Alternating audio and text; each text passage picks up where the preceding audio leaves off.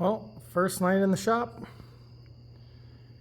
and the Previa is up on the lift, and the differential has been removed along with the transfer case and the transmission and the engine. Now, for those of you who aren't familiar with Previas, their engine is set at an 80-degree angle. They are actually dry sump.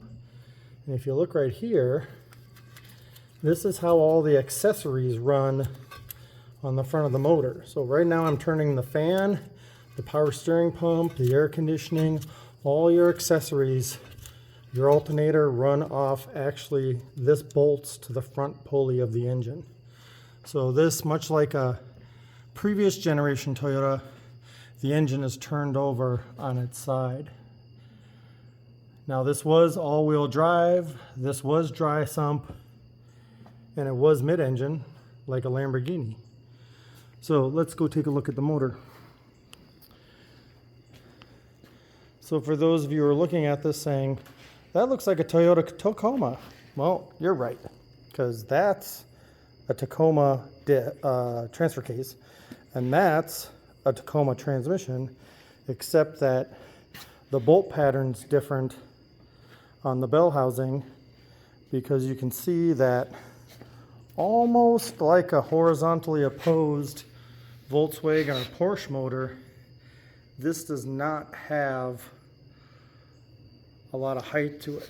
So it's like a slant 4, except the angle right here is only about 20 degrees. So your head's here, your block is here, crank is here. Normally your oil pan would be here, but actually it's down here. Now because the rods and everything else are over here, you need to run a dry sump system that oils the crank, not by any sort of thrashing the oil and stuff like that, but it actually gets pumped from here, and then there's a secondary reservoir in the front of the vehicle on the passenger side that actually has oil in it. So this thing is designed not to run out of oil. Now these are notorious for head gaskets going bad. That's what went bad on this when we bought it. That's the one thing we fixed, and the wife says she wants it to be a little bit faster. So let's walk over and see what we're putting in here. And as you can see, again, your intake is all on one side, and the runners go all the way across the other side of the motor, in this case the bottom of the motor. And again, you've got long runners, which means lots of torque, but again, you can see how long they are because they got to hide all this underneath the front seats of the van. So this makes about 110 horsepower. It's an automatic, and it does not have a selectable transfer case, so it's all-wheel drive all the time. So right here is where the front drive shaft would go to the front diff, and then again where the back drive shaft would go to the back diff. So let's go see what we're putting in here.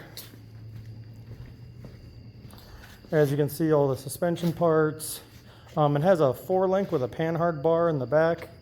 The actual rear drive shaft, the shock absorbers are actually longer than the rear drive shaft. The front drive shaft is actually 2 pieces.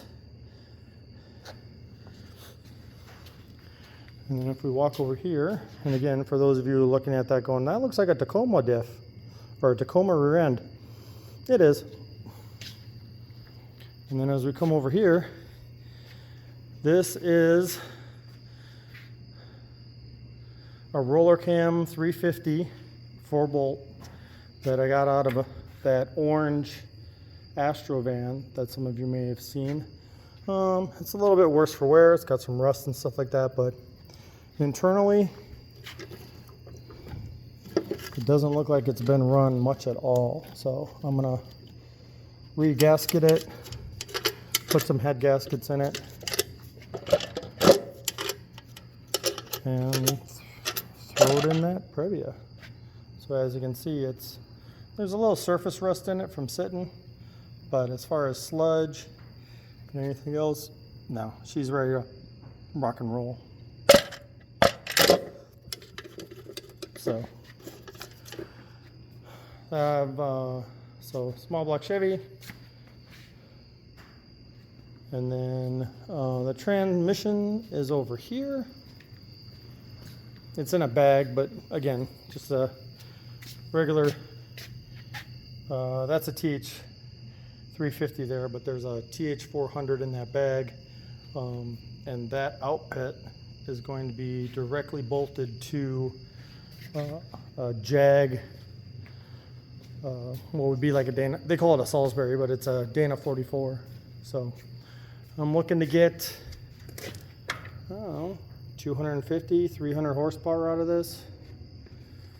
Take care of it, oil it, but we should be at least doubling the horsepower of that Previa.